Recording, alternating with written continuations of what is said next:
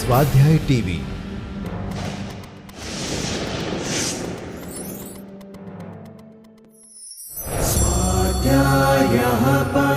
Doctor Baba Saheb Ambedkar open university.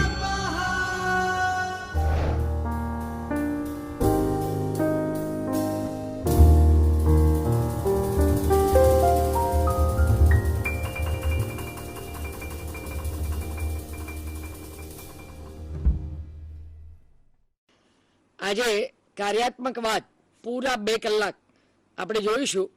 સૌ પ્રથમ આપણે જોઈએ કે કાર્યાત્મકવાદ એટલે શું। તો એમાં હું આજે આટલા મુદ્દા ચર્ચા કરીશ। પહેલો મુદ્દો એનો હેતુ, એટલે આ કાર્યાત્મકવાદની જ્યારે આપણે ચર્ચા કરીએ છીએ ત્યારે એક તમારો જે છે એનો હેતુ છે, વોટ ઇઝ ધ એમ।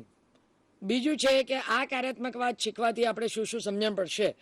પછી કાર્યાત્મકવાદ એટલે શું, કાર્યાત્મકવાદની પૂર્વ ભૂમિકા। હવે કાર્યાત્મકવાદ એટલે શું, તો આ એકમનો હેતુ અમારો કે તમે Auguste Comte, Herbert Spencer, Emile Durkheim, Vilfredo Pareto, Malinowski, Radcliffe Brown, Talcott Parsons, Robert Merton, આ બધા લોકોના વિચારો તમે સમજી શકો અને એ વિચારો સમજી શકો એની ચર્ચા આપણે આજે કરવાના છીએ।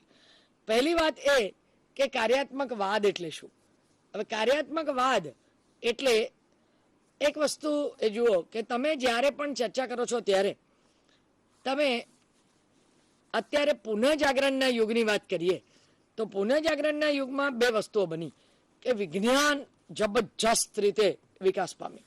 દોસ્તો વિચાર કરો કે સમાજશાસ્ત્રનો ઉદ્ભવ શેને લીધે થયો, તો ઔદ્યોગિક ક્રાંતિ અને ફ્રાન્સની રાજ્ય ક્રાંતિ, આ બંને મુદ્દા એવી નવી ક્રાંતિઓ હતી કે એકે શાસન વ્યવસ્થા બદલી નાખી અને એકે ઉત્પાદન વ્યવસ્થા બદલી। તમે જુઓ કે તમે આ બંનેને જો વિચાર કરો તો શાસન વ્યવસ્થા બદલાઈ એટલે સીધી જ વાત એવી બની કે ગઈકાલ સુધી રાજાનો શબ્દ એ કાયદો હતો। એટલે રાજા બદલાય એટલે રાજા આખા વંશને મારી નાખે, રાજાના બધા લોકોને મારી નાખે, રાજાના બધા લોકોને દફનાઈ દે, ભગાડી દે, કઈ બી કરે, એટલે રાજ્ય બદલાય, આખી સલ્તનત બદલાય। હવે સલ્તનત જ્યારે બદલાય ત્યારે શું થાય કે જે રાજા બેસે એનો શબ્દ એ કાયદો બની જાય, રાઈટ? ઓકે, અચાનક જ ફ્રાન્સમાં જે ક્રાંતિ આવી એમાં શું થયું, એમાં એવું થયું કે રાજા મરી ગયેલો હતો અને એનો બાળ કુંવર 10 જ વર્ષનો ગાદી પર હતો, એની સાથે એની રાણી એ હતી અને એની પત્ની હતી અને એ રાજ્ય ચલાવતી હતી। હવે આવા સંજોગોમાં ફ્રાન્સના લોકો જેટલા ત્રાહિમામ પોકારાઈ ગયેલા અને એ ત્રાહિમામ પોકારાઈ ગયેલા એમાંથી એમણે ત્યાંનો જે ગવર્નર પદે નિમેલો માણસ હતો ડિલોન, એને મારી નાખ્યો। મારી નાખીને પેરિસની શેરીઓમાં આખી રાત લોકો નાચ્યા। લોકોએ પછી નક્કી કર્યું કે પ્રતિનિધિત્વ ભરી લોકશાહી શરૂ કરીએ અને એને કારણે આખી શાસન વ્યવસ્થા બદલાઈ। દોસ્તો 5 સંસ્થાઓ આપણી મહત્વની: કુટુંબ, શિક્ષણ, ધર્મ, અર્થ અને રાજ્ય। હવે જ્યારે રાજ્ય વ્યવસ્થા જે છે એ વ્યવસ્થા અને કાયદો સાચવવાનું કામ કરે। તમે જુઓ, લો એન્ડ ઓર્ડર। હવે જ્યારે લો એન્ડ ઓર્ડર સાચવવાનું હોય ત્યારે લો એટલે શું? કાયદો। કાયદો કોણ બનાવે? પહેલા રાજા બનાવતો હતો, હવે પ્રજા બનાવે। એટલે કે પ્રજાના પ્રતિનિધિઓ સૌ સાથે બેસી સમગ્ર વિશ્વના કલ્યાણ માટેના કાયદા બનાવે। વિશ્વ એટલે એ લોકોનો દેશ, દેશ માટેના કાયદા બનાવે। એની મર્યાદા નક્કી હોય, એનું સાર્વભૌમત્વ હોય, એની સરહદો નક્કી હોય અને એનું બંધારણ નક્કી હોય। ઓકે, એટલે કે આખી શાસન વ્યવસ્થાનું પરિવર્તન। એટલે દાખલા તરીકે હિન્દુ રાજા હોય ને મુસલમાન રાજા આવે તો હિન્દુ રાજાએ જે કર્યું હોય તે બધું તોડી ફોડી નાખે અને મુસલમાન રાજા બીજું કરે। તમે જુઓ છો કે જે જૂના દેરાસરો છે, જૂના મંદિરો છે, એને તોડીને અને મસ્જિદમાં કન્વર્ટ કરેલા દાખલા આપણી પાસે છે। એનો અર્થ એ થયો કે જે રાજા આવે એ બધું કબજે કરે।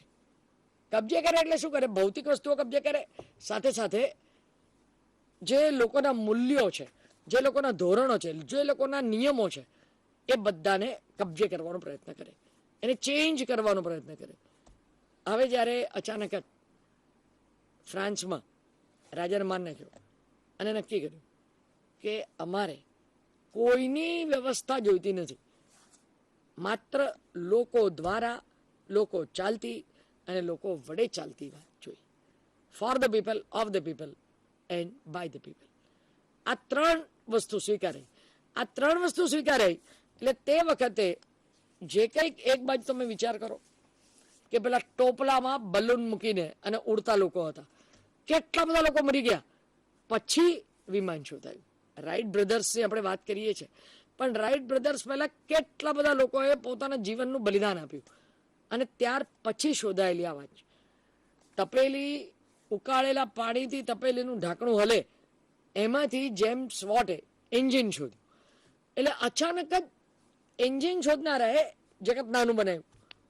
પહેલા 15 કિલોમીટર, તમે શા માટે આપણે એવું કહીએ છીએ કે અમારો 10 ગામનો સમાજ, અમારો 15 ગામનો સમાજ, અમારો 20 ગામનો સમાજ. માણસ ચાલતો જ્યાંથી જ્યાં સુધી પહોંચતો હતો, ઘોડા પર જ્યાંથી જ્યાં સુધી પહોંચતો હતો, ત્યાં સુધીની વસ્તુ જાણતો હતો. એના કરતાં વધારે કશું જાણતો નહોતો. એટલે કે ત્યાં 4 સમાજ કે 10 ગામનો સમાજ કે 15 ગામનો સમાજ, એ ગામમાં એક સરખા લોકો રહેતા હતા, એ લોકોનો એક સમાજ બની ગયો. હવે તમે જુઓ શું બન્યું. પેલા એ રેલવે શોધી, રેલવે શોધી એટલે એક જગ્યાએથી બીજે જગ્યાએ જવાનું અંતર ઓછું થઈ ગયું. તમારી એનર્જી નથી વપરાતી, તમારે બેસી જવાનું, તમારું વાહન કોઈ લઈ જાય છે. પહેલાં ઘોડો લઈ જતો હતો, એટલે જેટલી પ્રાણી શક્તિ વપરાતી હતી એના પ્રમાણમાં તમે તૈયાર કરતા હતા. હવે ધીમે ધીમે ધીમે ધીમે એવું બન્યું કે તમારે કોઈ શક્તિ નથી વાપરવાની. શક્તિ કઈ છે? તમે વાતાવરણમાંથી એ શક્તિ લીધી, એટલે કે કોલસા નાખીને, અને પછી એન્જિન ચાલુ થયું. એટલે ગઈકાલે તમે 10 કિલોમીટર એક દિવસમાં ચાલતા હતા, આજે હવે તમે કલાકે 40 કિલોમીટર જાઓ છો. સીધા ગણિત જુઓ તમે એનું. કલાકે 40 મીટર એટલે કલાકે 40 કિલોમીટર, 12 કલાકે કેટલા? 480 કિલોમીટર દૂર જઈ શકો. રાઈટ? એટલે ગઈકાલ સુધી તમે માત્ર જ્યાં ચાલતા જઈ શકતા હતા એટલો જ તમારો સમાજ હતો, અને આજે હવે ઉડીને જાઓ ત્યારે અમેરિકા પહોંચી જઈ શકો 24 કલાકમાં. દુબઈ એટલે તો 2 કલાકનો રસ્તો. કદાચ અમદાવાદથી કલકત્તા જવામાં મોડું થાય, પણ દુબઈ જવા માટે 2 કલાક કે 2.5 કલાક. વિશ્વ નાનું બન્યું. એક્સટેન્શન ઓફ આપણા જે ઇન્દ્રિયો છે, તમે આંખોથી જુઓ છો. ગઈકાલે જે હતું કે આપણા કોઈક ઇન્ડિયાના 16 વર્ષના છોકરાએ એક તારો શોધી કાઢ્યો અને એ તારાને એનું નામ આપવામાં આવ્યું. 16 years old child. કેવી રીતે? એણે થ્રુ સેટેલાઇટ બધું જોતો રહ્યો અને એણે જોયું કે માર્સ અને બીજો કોઈ ગ્રહ છે, એની વચ્ચે એણે નાનકડો તારો શોધી કાઢ્યો. પર્યાવરણમાં જૈન શાસ્ત્રોમાં એવું લખ્યું છે કે 10 ચંદા 10 સૂરજ. એટલે જે આ ચંદ્ર આપણે જોઈએ છીએ, કે જે સૂરજ જોઈએ છે, એવા 10 છે. આકાશ ગંગા, કેટલા બધા તારાઓ, અગણિત તારાઓ છે. અને એ તારાઓ શોધવાનું કામ બ્રહ્માંડમાં કયા કયા છે? આપણા ઋષિમુનિઓએ બહુ સારું કામ કરેલું છે. વિજ્ઞાને 2 વસ્તુ કરી. વિજ્ઞાન એટલે શું? વિજ્ઞાન એટલે ચોક્કસ પદ્ધતિ દ્વારા એકત્ર કરવામાં આવતું જ્ઞાન. એ વિજ્ઞાન. વિજ્ઞાનની વ્યાખ્યા એક જ વાક્યમાં આપવી હોય તો એની ચોક્કસ પદ્ધતિ હોય, અને એ પદ્ધતિ દ્વારા જ્ઞાન એકત્ર કરો એટલે વિજ્ઞાન બને. That's all, finish. પછી આવે એમાં કે ચકાસણી, પરીક્ષણ, એ પછી આવે. પણ પહેલા આટલું જ એક વાત કહો કે ચોક્કસ પદ્ધતિ દ્વારા એકત્ર કરાયેલું જ્ઞાન એ વિજ્ઞાન. આ બધી વૈજ્ઞાનિક શોધો આખો માત્ર 200 ફૂટ જોઈ શકે. એક્સરે એવો શોધ્યો કે તમારા શરીરની વાતો કઈ છે એ બોલે. MRI એવું શોધાયું કે તમારી આખી શરીરની વાતો બતાવે. સોનોગ્રાફી એવી શોધાઈ કે તમારા અવયવો કેવી રીતે કામ કરે છે તે જુએ. આંખોથી તમે બ્રહ્માંડનો એક વસ્તુ જોઈ શકો, એ પ્રકારના એક્સટેન્શન થયા. ત્યારબાદ તમે ચાલવામાં કદાચ બહુ ફાસ્ટ રનરો તો કલાકે 5 કિલોમીટર ચાલી શકતા હો, તો કલાકે 600 કિલોમીટરની ઝડપે જાય એવા પ્લેન શોધાયા. ઓકે, કાનથી સાંભળવાનું. દરિયાને પેલે પાર જે કોઈ માણસ હોય, આપણે મસ્તીથી વાત કરીએ છીએ. કદાચ ભારતમાં ને ભારતમાં વાત કરવાની તકલીફ હોઈ શકે, પણ ભારત અને અમેરિકા, ભારત અને આફ્રિકા, ભારત અને દુબઈ, ગમે ત્યાં વાત કરવી તો સહેલાઈથી થઈ શકે. Extension of our years. તમે ત્યાં સુધી ગયા. તમે બોલો તો 10 ફૂટના એમાં સંભળાય. અત્યારે જુઓ સમગ્ર ગુજરાતમાં લોકો સાંભળે છે. તો એ સંભળાવવાનું, એટલે તમારું આનું એક્સટેન્શન થયું. આ વિજ્ઞાને કર્યું. અને તે સાથે સાથે અચાનક જ શાસન પ્રણાલી બદલાઈ. એટલે ફ્રાન્સમાં રાજ્ય ક્રાંતિ થઈ અને લોકોનું શાસન આવ્યું. લોકોનું શાસન આવ્યું એટલે પછી નિયમો બદલાય, ધોરણો બદલાય. નિયમ એટલે શું? કે પહેલાં રાજાને સલામ મારવાની. પછી આવ્યું કે નહીં ભાઈ, રાજાને નહીં, ચેરને સલામ. પછી ચેરને સલામ આવી. આપણે ત્યાં તો જો કે ચેરને જ સલામ હતી. એમાં યાદ કરો, ધૃતરાષ્ટ્ર ભીષ્મ પિતામહે પોતાના હાથ તે લોકો સાથે બાંધી દીધેલા. કેમ? કે ચેર સાથે બંધાઈ ગયેલા. ભીષ્મ પિતામહ જોરદાર બોલ્યા કે આ દ્રૌપદીને હાથ નહીં લગાડવાનો, એ આપણી પુત્ર વધુ છે. તો આટલી ધમાલ મચી હોત? ના મચી હોત. પણ એ ખુરશી સાથે બંધાય. આજે લોકશાહી ચેરને નમે છે. એટલે જે આજે મુખ્યમંત્રી હોય, જે આજે શિક્ષણ મંત્રી હોય, એમના પ્રમાણે બધું કામ થાય. રાજામાં વારસાગત રીતે જ્યાં જ્યાં પણ સ્વીકારવામાં આવે ત્યાં હજુ એ લોકોના મનમાં રાજાશાહી છે. ચૂંટણી આવી એટલે લોકશાહી આવી. લોકો દ્વારા, લોકો વડે અને લોકો માટે ચાલતું રાજ્ય. જ્યાં જ્યાં બી વારસાગત નેતૃત્વ અપાય છે ત્યાં આજે બી એ લોકોના મનમાં રાજાશાહીના ખ્યાલ છે. કારણ કે જન્મથી કોઈ શીખીને આવતું નથી એવું આપણે સ્વીકાર્યું છે. કારણ કે આપણે માનીએ છીએ કે તાલીમથી માણસ બને છે. Practice makes man perfect. Knowledge makes man perfect. Knowledge gives excellence. આ બધું આપણે સ્વીકાર્યું છે. એવા સંજોગોની અંદર ફ્રાન્સમાં શાસનમાં પરિવર્તન આવ્યું. એટલે પહેલાં રાજા હોય, ભવ્ય નીકળે, એની યાત્રા વાત્રા, રાજાના દીકરા હોય, દીકરી હોય, બધું હોય. આજે હવે એવું રહ્યું નહીં.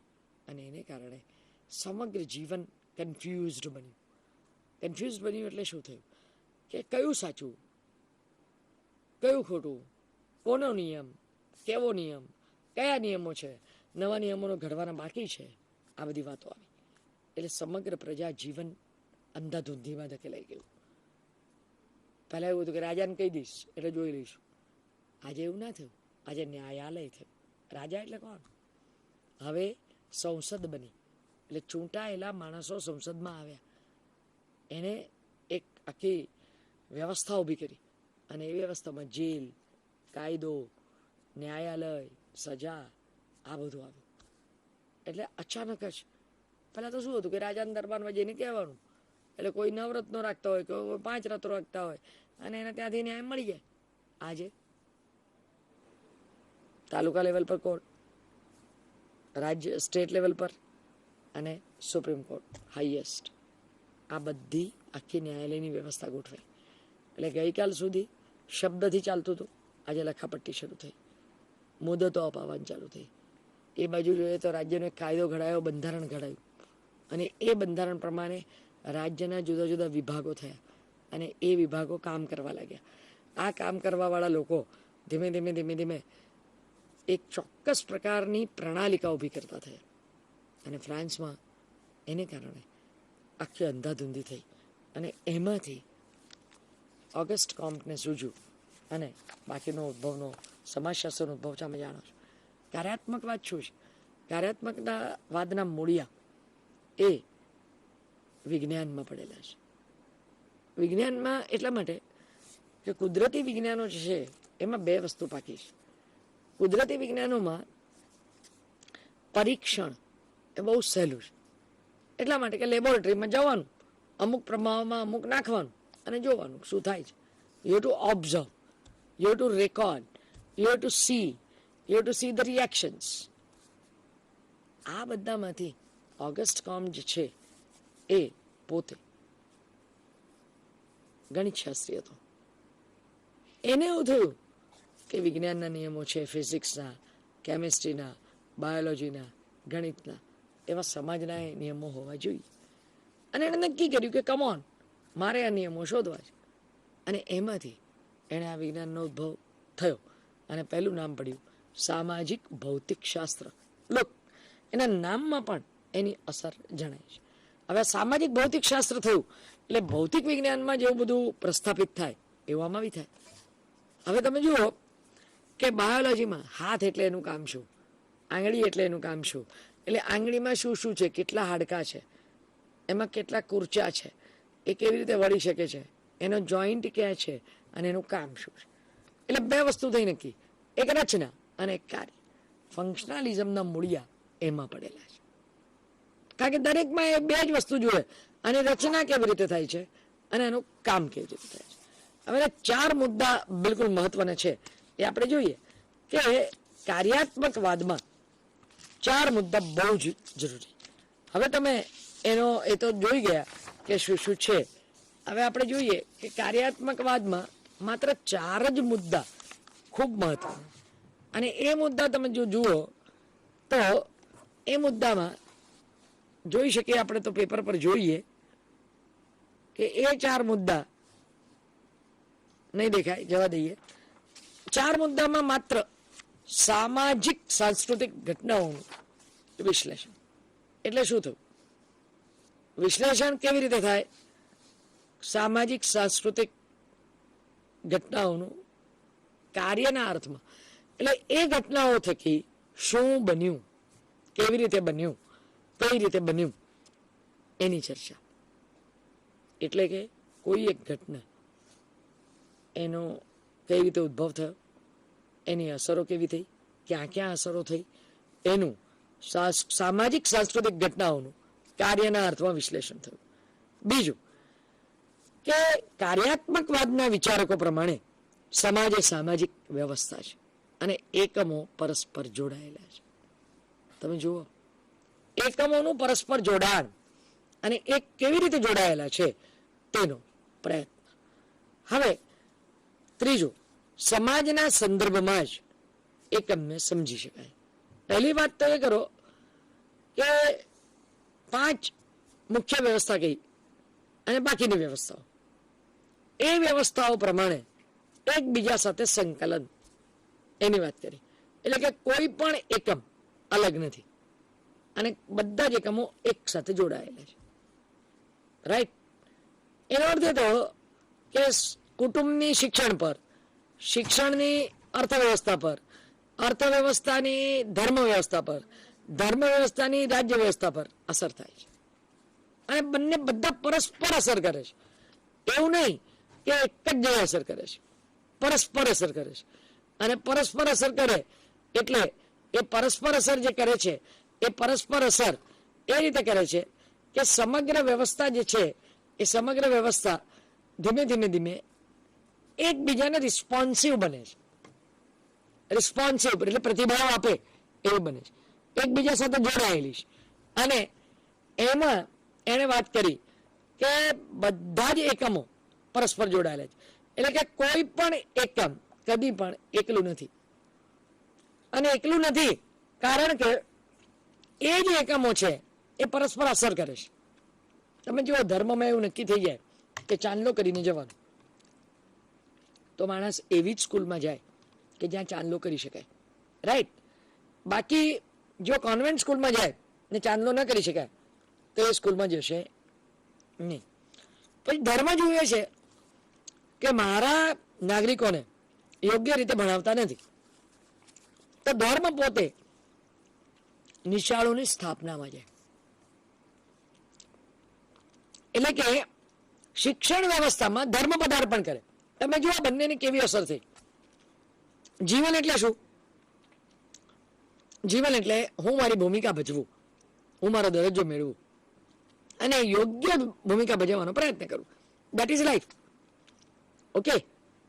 હવે આ લાઈફમાં ધર્મ એવું માને કે અમારા નાગરિકોને વ્યવસ્થિત શિક્ષણ અપાતું નથી, તો ધર્મ પોતે એન્ટર થાય અને પોતે જ સમગ્ર કાર્ય વ્યવસ્થા ચલાવે.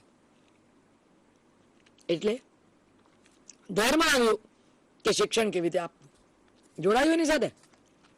પછી રાજ્ય પાસે એના માટે ગ્રાન્ટ માંગે.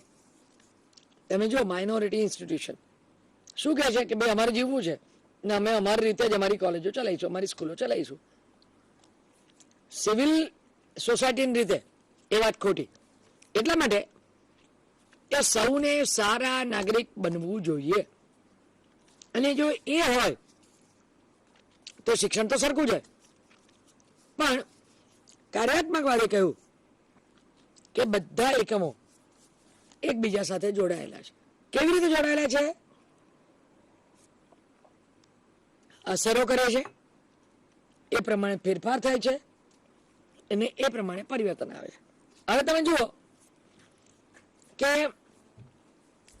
આપણે ત્યાં ધર્મ વ્યવસ્થાઓ ધીમે ધીમે વિવિધ બાબતોમાં શાળાઓની શરૂઆત કરે છે. એ શાળાની શરૂઆત કેવી રીતે થઈ કે મારી જીવન શૈલી, મને યોગાસન આવડવા જોઈએ, કારણ કે આવતીકાલના સ્ટ્રેસ સામે મારે લડવાનું છે. એટલે મને બ્લડ પ્રેશર હાઈ થવું જોઈએ નહીં. Okay, this is the only ultimate goal. મને જીવનમાં હાસ્ય જોઈએ, મને જીવનમાં મજા જોઈએ, મને જીવનમાં લહેર કરવી છે, મારે જીવનમાં કશું કરી બતાવવું છે. તો આ શિક્ષણ વ્યવસ્થા જો કામ નથી લાગતી તો ચાલો આપણે સ્કૂલ ખોલીએ, એમ કરીને ધર્મ પોતે એમાં પદાર્પણ કરે છે. એટલે કે દરેકે દરેક એકમ એક સાથે સંકળાયેલા છે. એ જ રીતે જુઓ, એક એકમમાં આવતું પરિવર્તન તમામ એકમોમાં પરિવર્તન લાવે છે. કેવી રીતે? કારણ કે કોઈ બી એક એકમમાં જે પરિવર્તન આવે એટલે ધર્મ નક્કી કરે કે મારે નિશાળ ખોલવી છે. એટલે શું થાય ખબર છે? ધર્મ પૈસા ભેગા કરે, ધર્મ રાજ્યના નિયમ પ્રમાણે કામ ચલાવે, એના માટે જગ્યા પેદા કરે, જગ્યા કરીને ત્યાં કન્સ્ટ્રક્શન કરે, કન્સ્ટ્રક્શન કરે એટલે જે કન્સ્ટ્રક્શન કરનારા હોય એ લોકોના સંતપમાં આવે, ત્યાર બધી બાળકો ત્યાં આવે એવી વ્યવસ્થા કરે, અને એ દ્વારા સમગ્ર એમાં પરિવર્તન લાવે.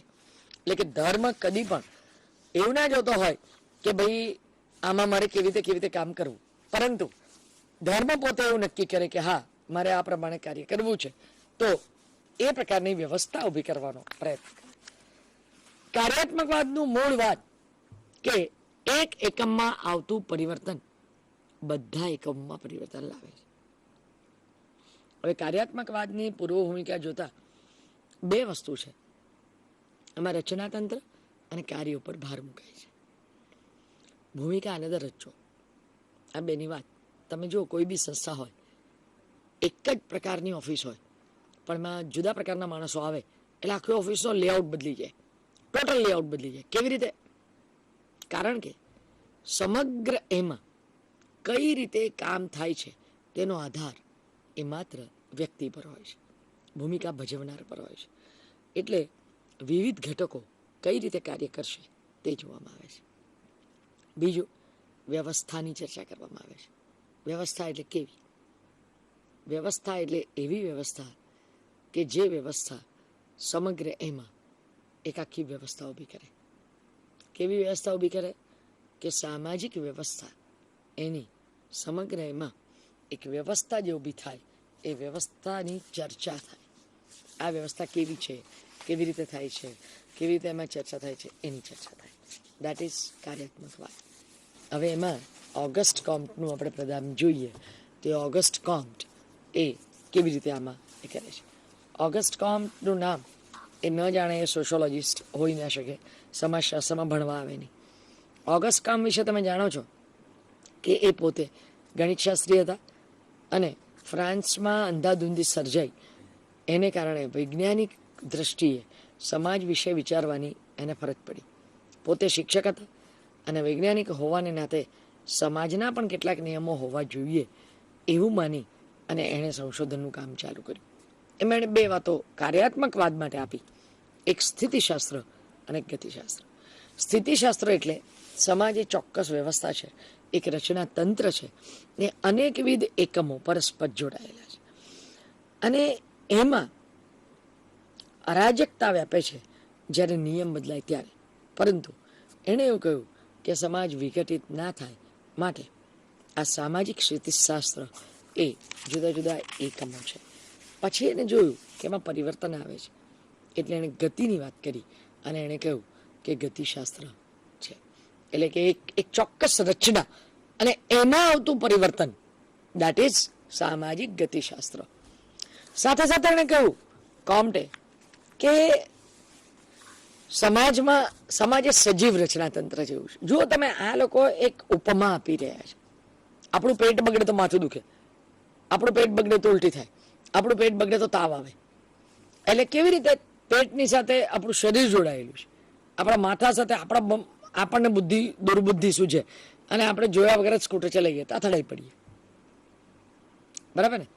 એટલે કે કરે છે આપણી બુદ્ધિ, આંખો બંધ થઈ ગઈ, ઊંઘ આવી ગઈ અને આપણે અથડાઈ પડે, કર્યું આંખોએ જોયું નહીં એટલે અથડાઈ પડે, તૂટ્યા હાથ પગ, બરાબર? એટલે મેં તમને એક દાખલો આપેલો કે આ 2.5 ઇંચની જીબડી કે 3 ઇંચની જીબડી બોલે અને માર ખભે પડે, અહીં પડે, પીઠ ઉપર પડે. એટલે કાઉન્ટ માને છે કે આ સજીવ તંત્ર જેવું છે, અને કાઉન્ટ માને છે કે તોફાન થાય, બધું થાય, એ રોગ થયો છે, એને આપણે શોધી કાઢવી પડે, ઘટનાઓમાં કારણો શોધી કાઢવા પડે, અને એ કારણોને બરોબર કરી દઈએ તો વ્યવસ્થિત રીતે પાછું સમાજ કામ કરતો થાય.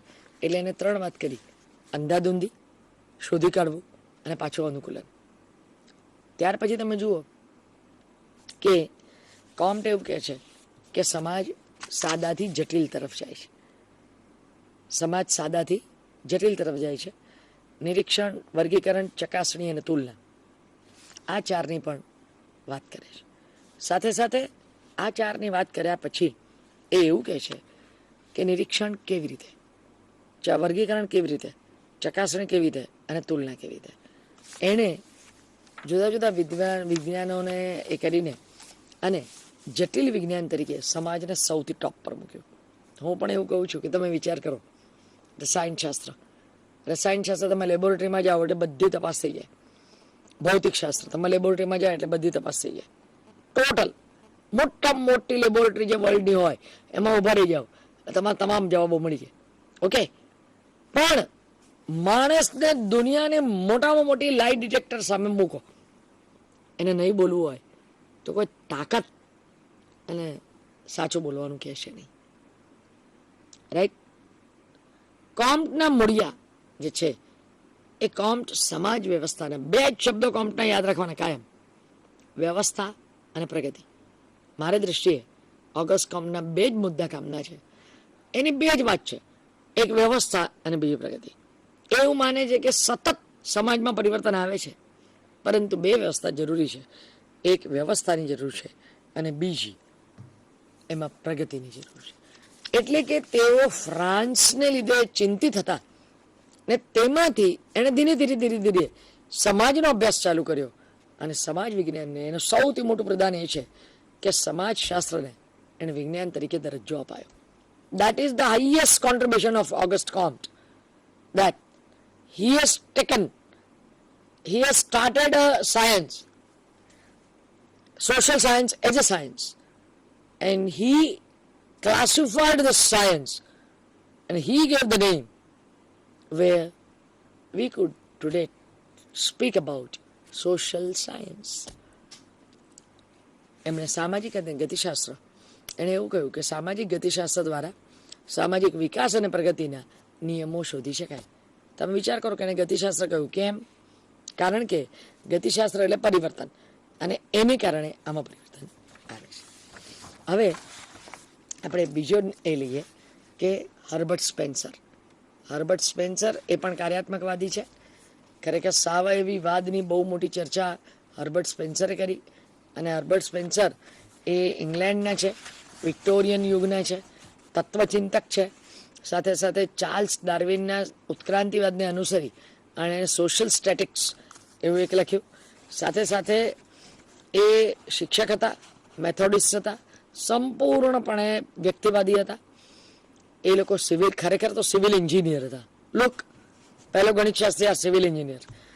એણે પત્રકારત્વમાં કામ કર્યું, એડવોકેટ તરીકે કામ કર્યું, મેગેઝિનના સબ એડિટર તરીકે કામ કર્યું, અને પહેલું પુસ્તક એણે લખ્યું, ધ પ્રિન્સિપલ્સ ઓફ સાયકોલોજી.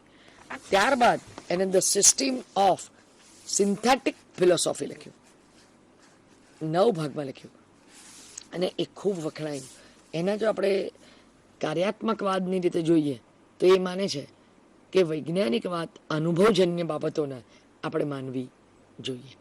કોમ્ટનો પ્રભાવ જે છે એ એવો છે કે સાર્વત્રિક ઉત્ક્રાંતિના કેટલાક ચોક્કસ નિયમો હોવા જોઈએ, સજીવ શરીરોની ઉત્ક્રાંતિ થવી જોઈએ, અને સાદાથી જટિલ તરફ. આ જો બધા જ ચાર્લ્સ ડાર્વિનને રાખે છે કે અમીબાથી માણસ સુધી, અને જો સુપર માણસ થતો જાય છે. તમે જુઓ આપણી પેઢીઓ, તમે જ્યાં ઊભા છો ત્યાં, અને આજનું 4-5 વર્ષનું છોકરું. આપણે મોબાઈલ ત્યારે વિચાર જ નહોતો કર્યો, આજે લોકો મોબાઈલ લઈને રમે છે. આપણે ટીવી ત્યારે જોયું નહોતું જન્મ્યા ત્યારે, આજે ટીવી તો એના માટે રમકડું થઈ ગયું છે. કમ્પ્યુટર એ કદાચ હવે કમ્પ્યુટર પર જ શીખશે એવી પરિસ્થિતિ થઈ જાય છે. હેન્ડીકેમથી એ ફિલ્મ બનાવતા થઈ જાય છે. એટલે સતત પ્રગતિ થયા કરે છે. ટર્નર આ એના કેટલાક મુદ્દા બતાવે છે. એ કહે છે કે સમાજ અને સજીવ બંને વિકાસ પામે છે અને વૃદ્ધિ પામે છે.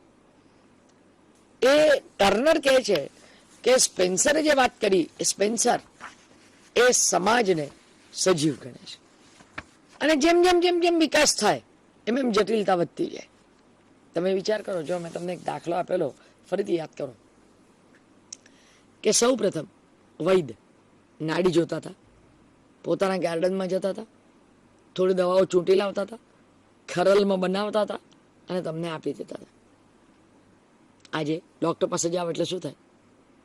બ્લડ ટેસ્ટ કરાવી આવો, એક્સરે કરાવી આવો, તમે MRI કરાવી આવો, પછી બધા રિપોર્ટ લઈને જુએ અને પછી એમ કે આ કંપનીની આ દવા, આ કંપનીની આ દવા, આ કંપનીની આ દવા એવી કરાવે.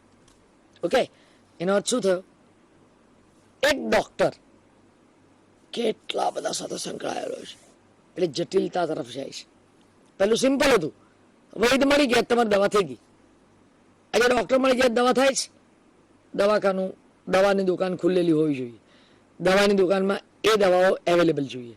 તમે વિચાર કરો કે દવાના સાથે તમે કેટલા બધા લોકો સાથે જોડાઓ છો, કેટલા બધા વૈજ્ઞાનિકો સાથે, કેટલા બધા બિલ્ડર સાથે, કેટલી બધી કાચની વસ્તુઓ બનાવનારા સાથે, કેટલા બધા સાથે સંકળાઈ જાઓ છો તમે તરત જ. અત્યારે સૌથી વધારે પરસ્પરાવલંબન જોવા મળે છે. તમે એક એક્સરેનું મશીન જોયું, અચાનક તો નથી બની ગયું. એ એક્સરેના મશીન બનાવવા વાળા, શોધવા વાળા જેટલા માણસો આવ્યા એટલા બધા સાથે તમે જોડાયા. સાથે સાથે એક્સરે મશીન સાથે જોડાય તો ઇલેક્ટ્રિસિટી સાથે જોડાય. લાઇટ ઉડી જાય તો ફિનિશ, રાઈટ? તો સમાજ અને સજીવ બંને વૃદ્ધિ પામે છે. એ વૃદ્ધિથી જટિલતા આવે છે અને એમાંથી વિભેદીકરણ થાય છે. તમે જુઓ, પહેલાં વર્ષો પહેલાં એક જ ઋષિ, અને તે આશ્રમ સ્થાપે, બધું જ શીખવાડે. તીર, કામઠા, બંદૂક, બોમ્બ, રસાયણ, ભૌતિક, કેવી રીતે બોલવું, કેવી રીતે ચાલવું, કેવી રીતે કપડાં ધોવા, કેવા કપડાં પહેરવા, કેવી શસ્ત્ર વિદ્યા એ કરવી, કેવી રીતે શસ્ત્ર બનાવવા, એક જ માણસ શીખવાડતો હતો. આજે દુનિયામાં સૌથી મોટું નામ કર્યું છે Indian institute of technology, IIT. એ જે નામ થયું છે, એ IITની જ્યારે તમે વાત કરો ત્યારે તમે વિચાર કરો કે IITમાં જે માણસો ભણ્યા હશે, કેટલું સ્પેસિફિકેશન હશે. એટલે કે ધીમે ધીમે ધીમે ધીમે વિભેદીકરણ શરૂ થાય. દાખલા તરીકે હું સોશિયોલોજી ભણાવું છું, પ્રોફેસર છું, PhD થયેલી છું, મારી પાસે લોકો ગાઈડન્સ લે છે, તો હું કહું no, rural development, women empowerment and panchayat, આ 3 મારા ક્ષેત્ર, એના સિવાય મારા કોઈ ક્ષેત્ર નહીં.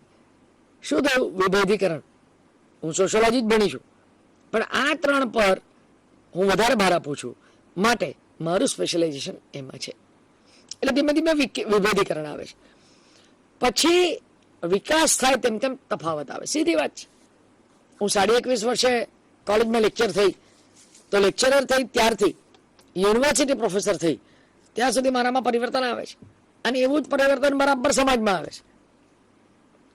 ત્યાર પછી સ્પેન્સરના મતે સેમ જેવું કોમ્ટે કહ્યું તેવું એણે કહ્યું કે તમામ સંસ્થાઓ અને એકમો સંકળાયેલા છે અને એકબીજા પર અસર કરે છે. 3 બાબતો કાર્યાત્મકવાદ માટે, સમાજને ટકી રહેવા માટે 3 બાબતો એ કહે છે. એક વહેંચણી, બીજું સાતત્ય અને ત્રીજું નિયંત્રણ. તમે જુઓ, જ્યારે સોશિયોલોજીનો ઉદ્ભવ થયો ત્યારે કંટ્રોલની વાત બહુ થઈ છે. હવે આખો ચેન્જ આવી ગયો છે. અમે આવતી સાલ તમે ભણશો હેબરમાસ, ફુકો, ત્યારે તમે જોજો સમગ્ર ચેન્જ, હેજીમનીની સામે પડકાર. એટલે બ્રાહ્મણો માત્ર એકલા જ સંસ્કૃત જાણે ને બધું કરે? No, anyone anywhere can learn that. આજે વારસાની વાત નથી ફિલોસોફીમાં, સમાજમાં છે. હજી સમાજમાં નેતાના દીકરાને નેતો માને, વકીલનો દીકરો વકીલ જ થાય એ જુએ, ડોક્ટરનો દીકરો ડોક્ટર થાય માટે બધા પ્રયત્નો થાય. બાકી પારણામાં રહેલા માણસોને 16 વર્ષના, 18 વર્ષના, 20 વર્ષના, 25 વર્ષના લોકોને નેતા માને, એનો અર્થ શું થયો? એને કઈ અનુભવ છે? એની પાસે કઈ તાલીમ છે? એની પાસે કઈ એની યોગ્યતા છે? એને શું પુરવાર કર્યું છે? જો કશું પુરવાર ના કર્યું હોય તો પારણામાંથી નેતા બનતા હતા તો રાજાશાહી શું ખોટી હતી? અને પછી જો તમે જન્મને જ મહત્વ આપતા હોય તો જન્મ પ્રમાણે હિન્દુસ્તાનમાં જે કંઈક વિભેદીકરણ હતું તે માનવું જોઈએ. જે પછાત જ્ઞાતિ હતી તો પછાત જ રહે. પણ આજે એવું નથી. ત્યાં આપણે એવું માનીએ છીએ કે તાલીમ મહત્વની, કૌશલ્ય મહત્વના, વિકાસ મહત્વનો, ભણવાનું મહત્વનું. તો બધી જગ્યાએ એવું જ માનવું જોઈએ. પણ સમાજમાં ફરક જોવા મળે છે. સમાજમાં માત્ર નેતાનો દીકરો એટલે નેતા, નેતાની પત્ની એટલે નેતા, નેતાની દીકરી એટલે નેતા. આ વાત બહુ ખોટી છે. એટલા માટે કે લોકશાહી માટે ક્યારે પણ યોગ્ય વ્યક્તિને યોગ્ય સ્થાન એ ના હોય ત્યાં સુધી કામ થઈ શકે નહીં. આ લોકો સ્પેન્સર અને કોમ્ટ, વહેંચણી, સાતત્ય અને વિભાજન યાદ રાખો બરાબર, કે સમગ્ર દુનિયા જ્યારે કામ કરે છે ત્યારે એની વહેંચણી થાય તો દરેક જણ પોતાનું કામ કરે, વહેંચણી થાય તો એક્સલન્સ તરફ જવાય. અને એ વહેંચણી થાય ત્યારે પણ સાતત્યપૂર્ણ, એટલે ગઈકાલે થયું, આજે થયું, આજે થશે, તે સાતત્ય રહ્યું. ત્રીજું, નિયંત્રણ થયું. એટલે શું? કંટ્રોલ. કંટ્રોલ ના રહે તો આ બધું વખેરાઈ જાય. કોમ્ટને શું ચિંતા હતી? કે ફ્રાન્સનો સમાજ વિખેરાઈ ના જવો જોઈએ, તૂટી ના જવો જોઈએ, કન્ફ્યુઝનમાં ખલાસ ના થઈ જવો જોઈએ. માણસ કન્ફ્યુઝનમાં ખલાસ થઈ જાય. કન્ફ્યુઝન એટલે શું? આ કરું કે તે કરું, ફલાણું છે સાચું કે મારું સાચું, સાચું નથી તો શું સાચું, કેવી રીતે કરવું, કયા રસ્તે જવું, દેટ ઇઝ કન્ફ્યુઝન. આ ત્રણ વાત સ્પેન્સરે સમાજને ટકી રહેવું હોય તો વહેંચણી, સાતત્ય અને નિયંત્રણ. કોણે શું કામ કરવું એ વહેંચણી હોવી જ જોઈએ એવું સ્પેન્સર કહે છે. એવું યાદ રાખો, ભારતમાં કદી પણ શુદ્ર અલગ નહોતા.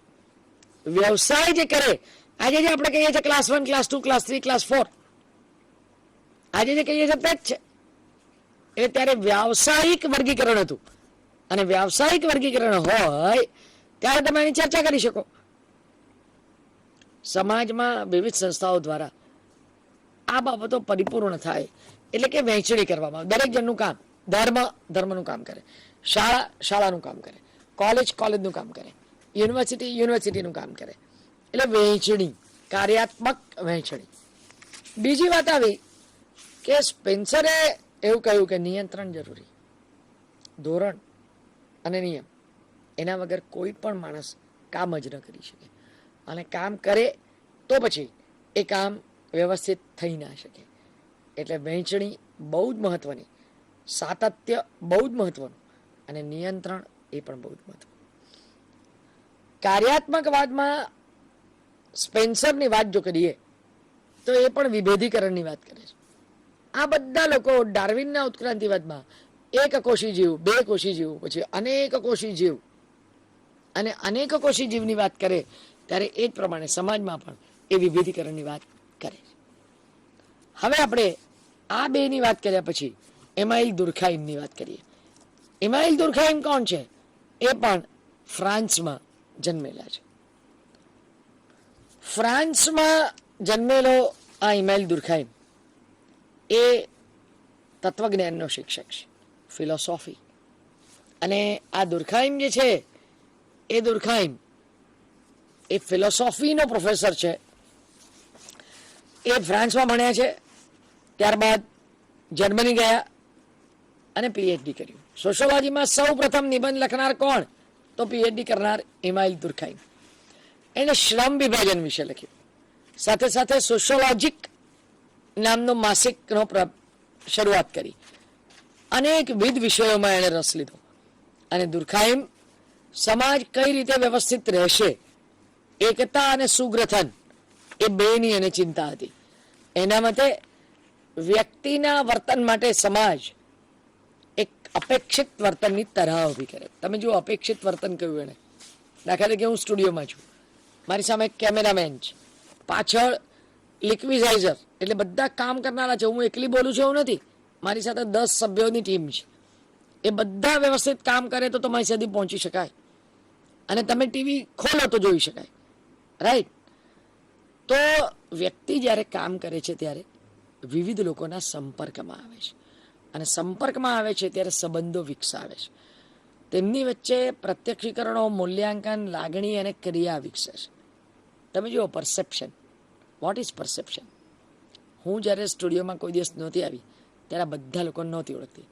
આજે જાણું છું કે મારી સાથે કોણ કોણ કામ કરે છે. એટલે કે એ લોકો વિશે હું જાણું છું. હું આજે મોડી પડી તે એ લોકો ચિંતિત હતા કે બેન બરાબર પહોંચશે કે નહીં. સ્ટુડિયો બરાબર હતો, લાઇટ બરાબર હતી, ટેકનિકલ ખામી નહોતી, પણ અમારે ત્યાં તકલીફ ઊભી થઈ હતી. એટલે લિફ્ટ બંધ થઈ ગઈ હતી, એટલે આવતા વાર લાગી. તો પ્રત્યક્ષીકરણ કેવું છે, પછી મૂલ્યાંકન. આજે હું ભણાવી રહી છું, સરદાર પટેલ યુનિવર્સિટીમાં ભણાવતી હતી અને આજે ભણાવી રહી છું, બંનેમાં ફરક છે. પણ તમે મારું મૂલ્યાંકન કરશો, એની સાથે સાથે લાગણી પેદા થાય. ગમે ત્યાં મળશો તો કહેશો આ મારા પેલી બેન સોશિયોલોજી ભણાવે છે. ક્રિયા વિકસે છે.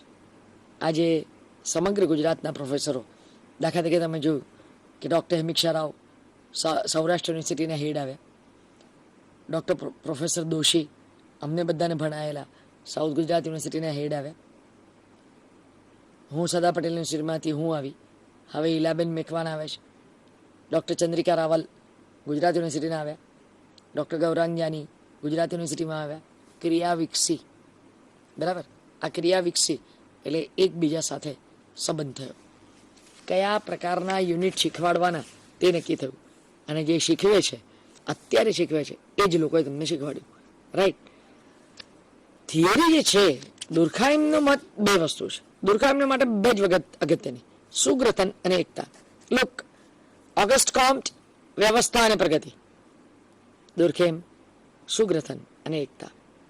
આ બધા લોકોને સમાજના સુગ્રથન પરત્વે જબરજસ્ત લગાવ હતો કે કેવી રીતે આ સુગ્રથિત બને સમાજ, અને ન હોય તો કઈ રીતે કામ કરી શકાય, એકતા કેવી રીતે આવી શકાય. દુર્ખેમે બહુ ફર્સ્ટ ક્લાસ કર્યું છે.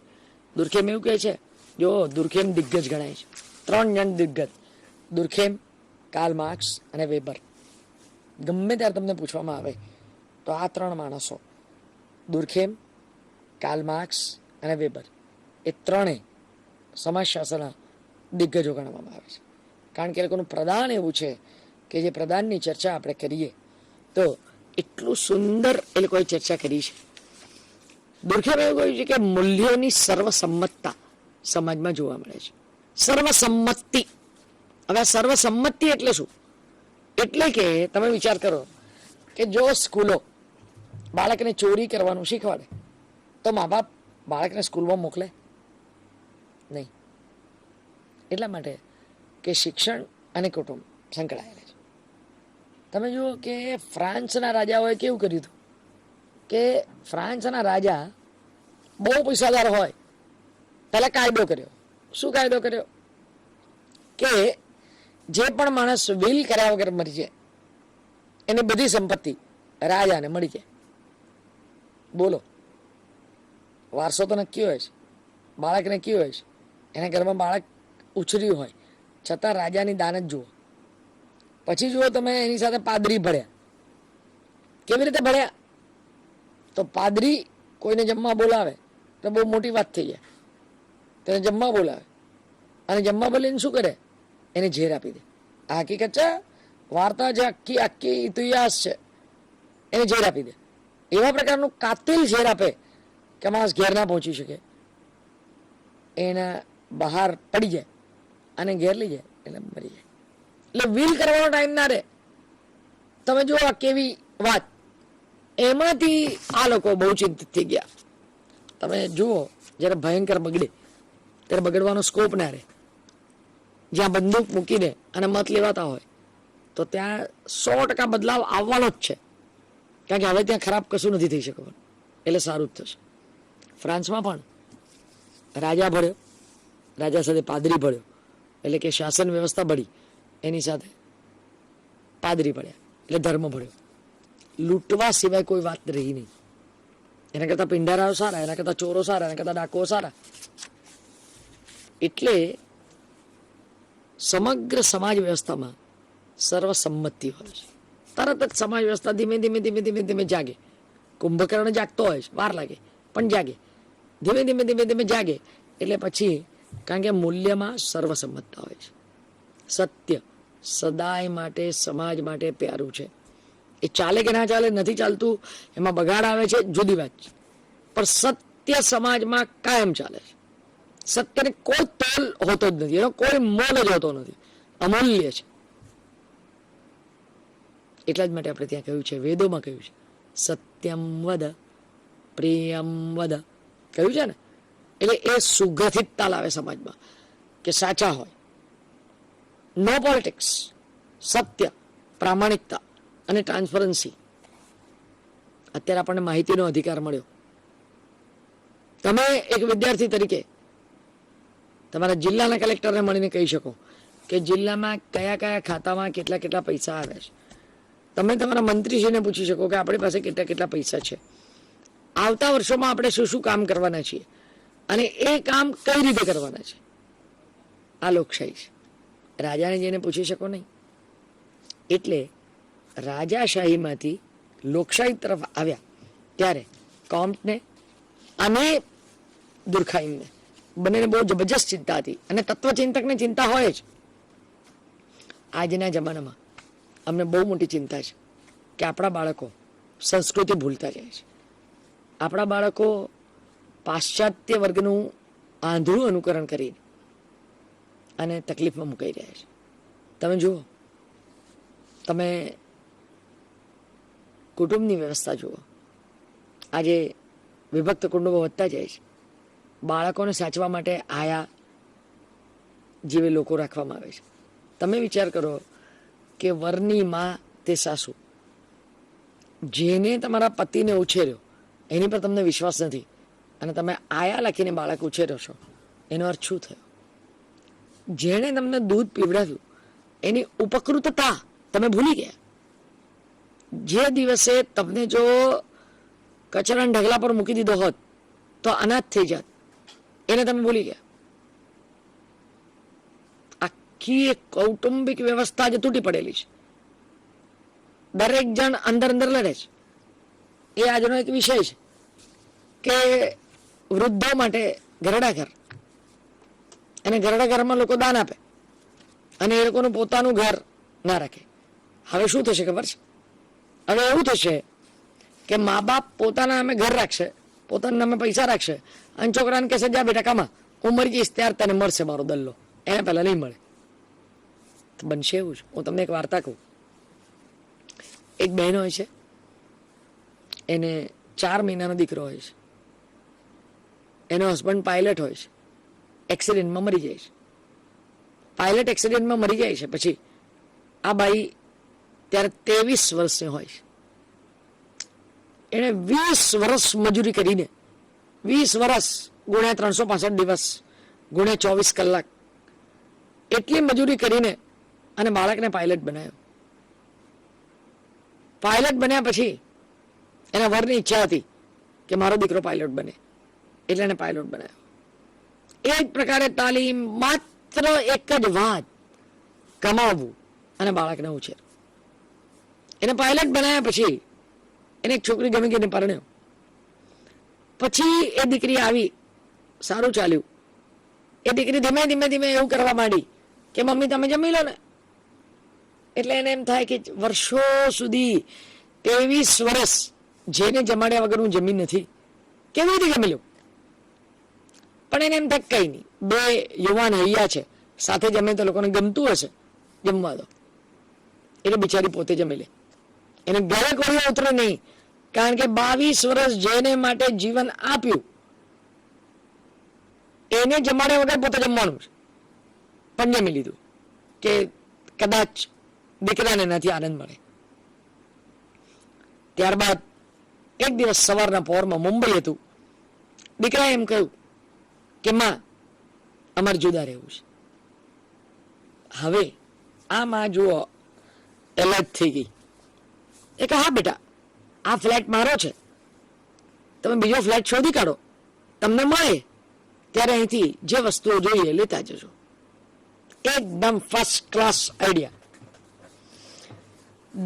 દરેક માણસ પોતાની પાસે બધું રાખે અને યુવાન માણસને જુદા થવું હોય તો એને એમ કે તારા હાથ પર હલાય, કામ કર અને પછી આવજે. પાશ્ચાત્ય સમાજમાં એટલા જ માટે માણસ મરે છે ત્યારે વારસો બીજાને આપે છે. આપણે ત્યાં એવું નથી. તમે 25 વર્ષના થાવ ત્યાં સુધી 25,000 કમાતો બાપ વર્ષે 1-2 શર્ટ લાવે છે, બાકીનું બધું છોકરાઓને આપે છે. પાશ્ચાત્ય સમાજમાં 14 વર્ષનું માણસ થાય એટલે એને પોતે કમાવાનું, પોતે ખાવાનું અને પોતે ભણવાનું. આ જે આખી વ્યવસ્થામાં પરિવર્તન આવી રહ્યું છે, એ પરિવર્તનમાં સુખદ પરિવર્તન એવું હોય કે સાસુ વહુને દીકરી માને અને વહુ પોતે એને માં માને. આ જ એનો વિકલ્પ છે. આ એક આખી પરિસ્થિતિ છે. એને જો આપણે કમાન્ડ નહીં કરીએ તો ઘરડે ઘરો વધતા જશે. સોશિયોલોજીમાં આજે બહુ મોટી ચિંતા છે. કુટુંબો તૂટી રહ્યા છે. પાશ્ચાત્ય સમાજવાળા લોકો આપણા કુટુંબોની તપાસ કરી રહ્યા છે. હવે એ જ સાથે જોયો તમે, કારણ કે ઘરડા ઘર એક સમસ્યા છે. દોસ્તો, સુગ્રથન એ સમાજ માટે બહુ મોટી ચેલેન્જ છે અને એ ચેલેન્જ દુર્ખેમે પણ અનુભવી હતી. અને દુર્ખેમે સુગ્રથન અને એકતા બેની વાત કરી હતી. ધોરણો જાળવવા પડે, સુગ્રથન જાળવવું પડે, પરસ્પર એકમો એકબીજા પર આધારિત રહેવા પડે અને એ ન રહે ત્યારે તકલીફ ઊભી થાય. અને દુર્ખેમે આ કાર્યાત્મકવાદી વિશ્લેષણ વિશે 2 વસ્તુ કહી છે. એણે એવું કહ્યું છે કે સમાજ શિક્ષા કરે છે અને કદર કરે છે, એને કારણે પણ સમાજમાં એકતા રહે છે. ખરાબને ખરાબ કહો અને સારાને સારા કહો. તમારી આસપાસ કોઈ દીકરી હોય કે કોઈ દીકરો હોય અને જો કોઈ ખરાબ એમાં પ્રવેશતું હોય તો તમારે એને રોકવા પડે. અને એ રોકવું, એ શિક્ષા અને કદર, એ બંને સમાજને સુગ્રથિત રાખે છે. સમાજના સુગ્રથન અને એકતા માટે દુર્ખેમ ચિંતા કરે છે અને દુર્ખેમ એ રીતે કાર્યાત્મકવાદી વિશ્લેષણ કરે છે. હવે વિલ્ફ્રેડ પરેટો જોઈએ. અને વિલ્ફ્રેડ પરેટો એ પણ એક એનું કાર્યાત્મકવાદમાં પ્રધાન છે. એ પ્રધાનમાં વિલ્ફ્રેડ પરેટો એવું માને છે કે સમાજ એક સામાજિક વ્યવસ્થા છે. અને આણે એક વાત એ કરી કે સામાજિક વ્યવસ્થા સતત સંતુલન રાખે છે. એવું કહે છે કે કાર્યાત્મકવાદ સાથે સંતુલન જોડાયેલું છે. હવે જુઓ, 5 સંસ્થાઓ આપણી, આ 5 સંસ્થાઓ વચ્ચે બધા જુદા જુદા પ્રકારના સંબંધો હોય. એ સંબંધોમાં ક્યાંક તકલીફ ઊભી થાય તો એ 5 સંસ્થાઓ સંતુલન જાળવે છે. દેટ ઇઝ સંતુલન. આ સંતુલનની વાત જ્યારે કરે છે ત્યારે એ 3 પરિસ્થિતિની વાત કરે છે. એ કહે છે કે ભૌતિક પરિસ્થિતિ કે જેમાં આપણે જીવીએ છીએ, બીજી બાહ્ય વ્યવસ્થા એટલે માળખા, કાર્ય વગેરે, અને ત્રીજી આંતરિક વ્યવસ્થા. અને 3 વિભેદીકરણ કર્યા. એક ફિઝિકલ સિચ્યુએશન એટલે ગરમી પડવી, તાપ થવો, આપણા કપડા કોટનના પહેરીએ કે સિન્થેટિક પહેરીએ, એ પાછી ભૌતિક પરિસ્થિતિ પર આધાર રાખે. તમે અમેરિકા હો તો તમે ગમે તેવા કપડાં પહેરો તો ચાલે, એટલા માટે કે ત્યાં ગરમી નથી. ભારતમાં હમણાં અમદાવાદમાં પહેરી જુઓ અથવા તો ગુજરાતમાં પહેરી જુઓ કોટન સિવાયના કપડાં તો ખબર પડે શું છે. પણ અમેરિકા હો તો ના પહેરવું પડે, કારણ કે ભયંકર ઠંડી પડે અને એ ઠંડીમાં એ પરિસ્થિતિ ચાલી રહે. એટલે કે તમારું જીવન, તમારી લાઈફ એ ભૌતિક પરિસ્થિતિ પર આધારિત છે. અહીંયા કેરી મળે છે માટે તમે કેરી ખાઓ છો, અહીંયા કેળા મળે છે માટે તમે કેળા ખાઓ છો, અહીંયા ઘઉં થાય છે માટે તમે રોટલી ખાઓ છો. અને જરા આ ભૌતિક પરિસ્થિતિ માણસ પર આધાર રાખે. બીજી બાહ્ય અને આંતરિક પરિસ્થિતિ. આંતરિક પરિસ્થિતિ એટલે શું? ખ્યાલ, માન્યતા, વલણ, પરંપરા, એ આંતરિક પરિસ્થિતિ. અને બાહ્ય વ્યવસ્થા, તમે જુઓ, આંતરિક પરિસ્થિતિ એટલે મૂલ્ય. મને આજે યાદ છે કે એનસીસી ઓફિસર તરીકે એકવાર અમે આસામ ગયેલા તો એ વખતે તમારે એનસીસી વાળા એટલે પેલા સાબરમતી એક્સપ્રેસમાં લઈ ગયા.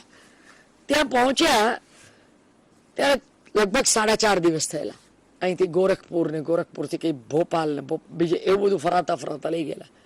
પહોંચ્યા અમે ત્યાં, એટલી ભયંકર પરિસ્થિતિ.